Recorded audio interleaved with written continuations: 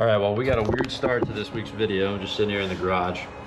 And today's Monday. What is it? We're doing the main show, just finishing it up. Collins Marine calls me. It's the 16th of September. And he says, check my phone. So I check my phone, and what I'm looking at, I cannot believe. What is this you just sent me, Collins? So, remember that time I called you, or you called me, I guess, freaking out from the stand in November? It was what, 2016? 8 years ago. Yeah. So, that buck that you had to pass that day because I had class and couldn't hunt with you? Well, it's not your fault. I did a lot of things wrong. But yes, I know what steer you're talking about. Yeah, flyers, drops, everything. Well, the guy that hunts the property just to the north, I actually just found him today. Goose hunting, of all things. He was buried in that old slough.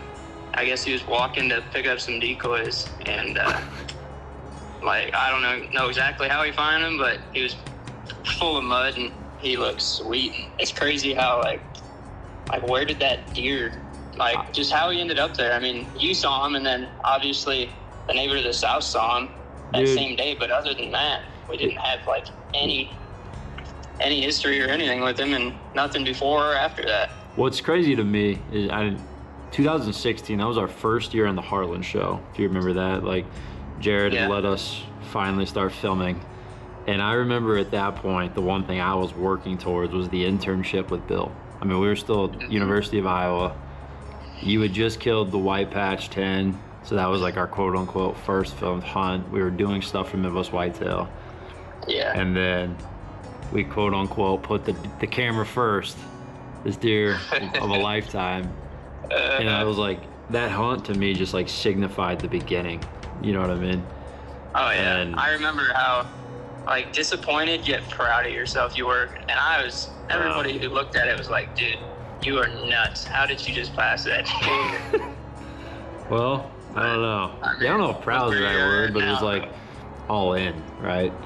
Yeah. Yep. And then we killed that deer 4 days later with Caleb, that wide 8, and here we are 8 years later. So that is not the text I expected you to send me, though. I'll try to get you some better pictures, but yeah, he's a freaking tank. I'd love for us to just go see him sometime. Dude, I know. 8 years sitting in the mud. Can you believe that? I wonder, I just want to know how he ended up there. Was it after season? Got run down, got in a fight? I don't know. It does. It's crazy. Yeah, I don't know. It just another one of those examples of what are the chances that we even ever heard about that? Mm-hmm. You know what I mean? We'll have to get the video, send that to that guy. I mean, I don't know if he really cares, but it'd be cool for him to see what he looks like when he was alive. I think he'd think that was sweet. Well, yeah, you'll have to send it to me and I can send it over to him. It's a wild way to start the week. Yeah, no kidding. Were you guys going hunting this weekend with youth seasons coming? Yeah, we are. We're going to get out, hopefully get Carson and Cooper both out. Looks like there's a decent front coming too, so I don't think we can hunt Saturday, but Sunday we'll be after them. Sweet, dude. Wow, that was like a time capsule moment right there. 8 years. Well, what better way to start this video of the chase than you just saw that craziness. I'm going to show you that hunt. It really was nobody's fault that a deer didn't get killed but mine. But man, 8 years ago, we looked different, we sounded different, we sucked at filming. But that's where it all started. So I guess we're gonna jump to that hunt now, and I'll come back, and I don't know, I feel like I gotta go down memory lane real quick.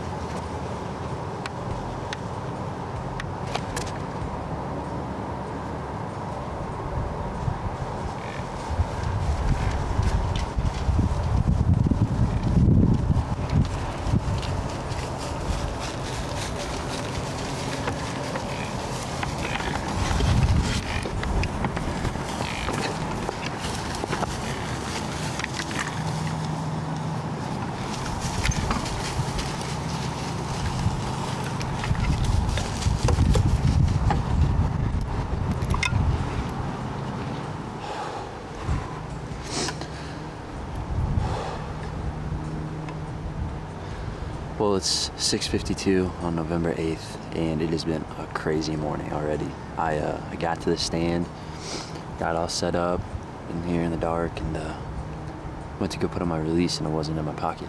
And had a buck come by in the dark, young 10, chasing a doe. So when they left, I went and got my release, and I happened to find it on the path.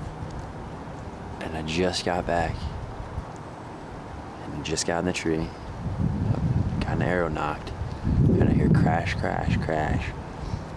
And this buck I've never seen before, double drop tine. That's the first one I've ever seen in real life. Ran right by the stand. I mean, I tried to get the camera on him and get my bow and self-filming this morning, and he was right there. He was 15 yards away, and I just couldn't get it done. There wasn't much pre-roll on him, and I mean, so it wouldn't have made for that good a film, but that was the coolest encounter I've ever had in my life. And he was dogging a doe down the river, and the great thing about this river bottom is she might come back up, so we will see. I'm gonna sit back and pray to God that he comes back, because that buck was amazing. But clearly the deer are chasing this morning, so it's like a switch was flipped from yesterday.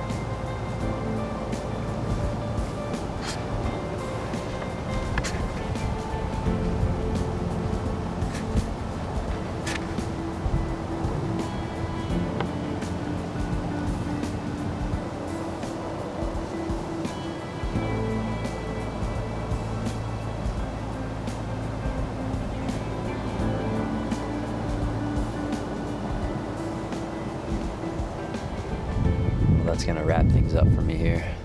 It's about 10 o'clock, and I gotta get down, go get some stuff done at the house, and then head to class. So that was one of the best mornings I've had in my entire hunting career, and this year for sure. Never seen a drop time before, let alone a double, or I guess you could call them a triple drop time. But it unfortunately did not work out the way I was hoping.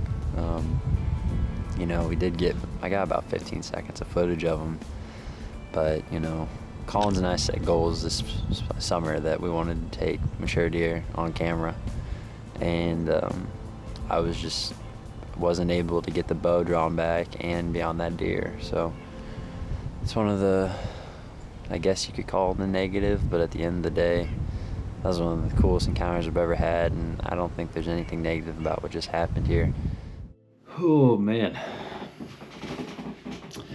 Well, what you just watched there, that was a really interesting experience for me to go watch that for the first time in I don't know how many years. I don't really know, I mean, a little context on the hunt.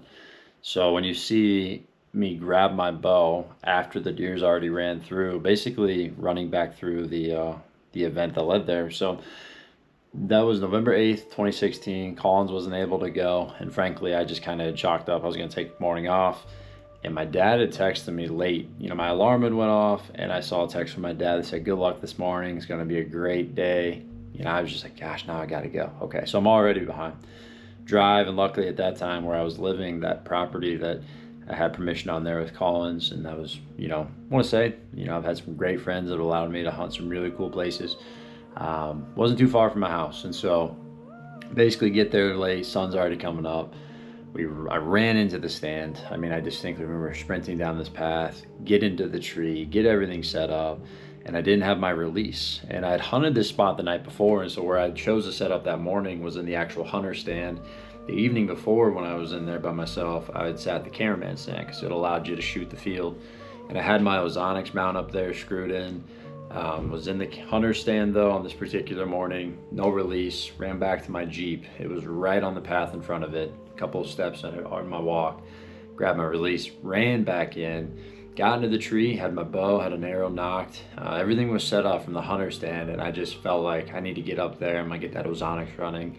And when I looked up, I was literally, screwing on that ozonics, and then out in front of me was this deer. And that's why that clip starts so late, because as he's walking in, I'm like trying to reach for the camera, and luckily that was right below me.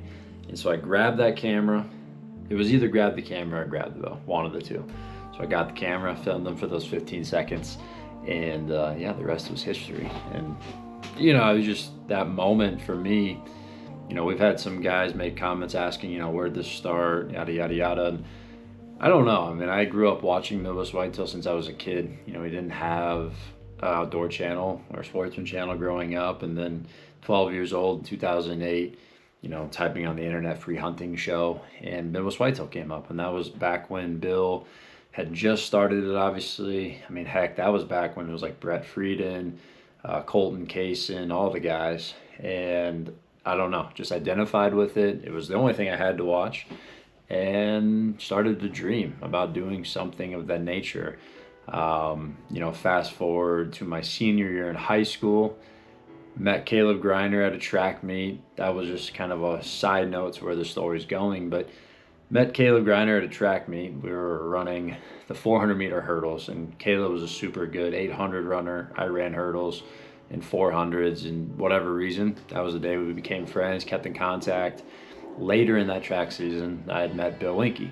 He was coaching the Albia Blue Devils, and I just distinctly remember when I saw him, and I got this just like, I gotta go say hi to him, and had this super awkward introduction. I was like, I'm a huge fan of the show, my name's Josh. Nothing else came out, and luckily he didn't hold that against me.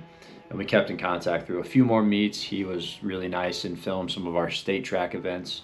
And I, at that point, asked him, I was like, what do I got to do to become part of the internship? And he said, well, first step is go to college, get a degree. We don't entertain applications from anybody that doesn't do that. And so at that point, I went to college. And that was really the only thing that I was working for. 2016, we got the opportunity. I had met Jared at that point, and he unofficially was teaching me, and everything I was doing was just trying to prepare for that opportunity to go work with all the guys at Midwest Whitetail on the internship side of things. 2016, this is when Collins and I just got the opportunity to film for the Heartland series. And you look back what's transpired in 8 years, and without boring you guys and going down all the different things, all I have to say is I'm just super thankful. And we've always joked that this deer was kind of the beginning of that. I mean, when I passed the deer and filmed him, I was like, well, I never can not shoot a deer on camera again, because at that moment I was like, I'm all in on this. And so here we are today watching that. I just feel extremely grateful. And frankly, we talk about it internally, but that's why we film hunts. I mean, I would recommend to all of you, even if it's just a phone, like getting to talk about a story or a memory is cool. Getting to look at a photo is really cool. But when you go back and watch a video clip, or what we get to watch, these stories put together, it's just like reliving it all over again. And it puts you into some different parts of your life and makes you grateful for the friends that you have. Right over my shoulder, I think you could probably see him. We were able to film and shoot that deer a few days later. Caleb was the one that filmed me, and couldn't be more thankful for that memory. And it just, so not exactly the video that I anticipated making this week. Really haven't been doing a whole lot. We are now smack dab in the show season, so all of our regional shows, we've got all the main show stuff, all the chase videos, and so I try to make it out when I have the opportunity and we've got the work done. But definitely a crazy way to start the week here. And yeah, that's a little bit more of a background of how I got into this, and just a ton of people to thank along the way. And with this big deer, hopefully this is the next crazy scenario, but hopefully we can get him killed. So we're gonna keep trying to ask for the permission. I think we are trending in the right direction on that front of things, and only time will tell this week. But super excited. Hope you guys enjoyed that throwback hunt, and we'll see what happens for the rest of this week. You're in there. You're in there. Let's go.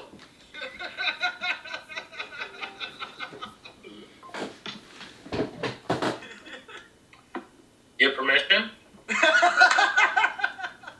Let's go. Go, dude.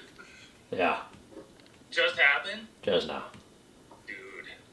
So how long until you're going to go put them cameras up? Go get them cameras out. All right, well, you just saw the reaction there. We are, what's today? Today is Saturday, opening day of the youth season. I am not hunting, putting on this new HR 600 in the dry wash closet because we are going in to the new farm we now have permission on with this giant deer. And if you want to see what we're going to do, check out 2 days from now's main show. And I can't believe we're in the game on the buck. It's absolute disbelief. I never really thought it would come together, but it has. And I have to say a super special thank you to a great friend who's the only reason why we're even in this position. He was able to figure out the pieces and how to get in contact with the landowner, and here we are. Chance of a lifetime and a giant buck. I got Evan behind the camera. Hope he's ready for this adventure we're about to go on. And then just to wrap up the video with an update from the Drop Time Farm, got a picture finally of that 6x5, which is the other big deer on that property.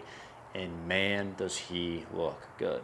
I don't know what else to say to that. Picture speaks for itself. And then finally, from the river piece, got a good buck for the first time. One photo of him, but still a good buck nonetheless. I know Mike and Bella are hunting tonight. Justin and Jenna are hunting tonight. And so is Caleb. I think he's taking Garrett out. So 3 different people out. Deer season is officially here. Hope you guys enjoyed this one. We'll see you next week.